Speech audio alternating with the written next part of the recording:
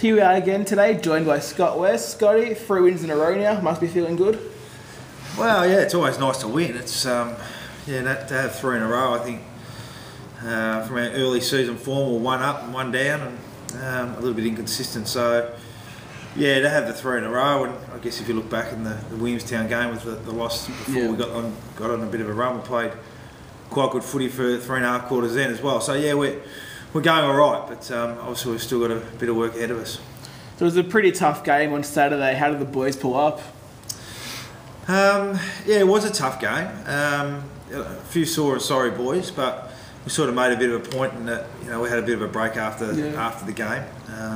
Obviously with the state weekend coming up, guys got a bit extra time to recover. So, and I think that time has come at a good time for us in regards to where our list is and the soreness of the guys. So we'll have a fairly solid hit out on the track this week, but not too much. So the buys come at a good time for the club, you reckon? Oh, I think so. Yeah, I think so. I think with the Foxtel Cup, the guys haven't had a week off. Right. So we've sort of had a fairly good hit out. We had 3 or 4 practice matches plus the season and the Foxtel Cup. So yeah, look, it's been a pretty hard run, but obviously we've got to get enough fitness into the guys so they can run the season out.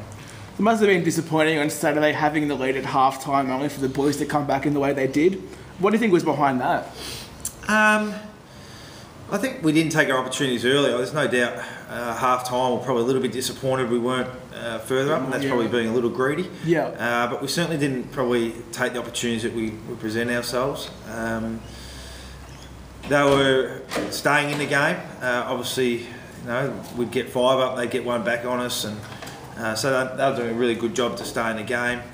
Then after half time, their intensity just lifted and ours dropped, and it doesn't take much in a game of footy. I noticed the Sandringham-Collingwood game, 46 points down they were, and they come up, I think, 6 points up at 3/4 time. So you're only have to take your foot off the pedal for 5 or 10 minutes, and again, we didn't probably take our opportunities early in the third.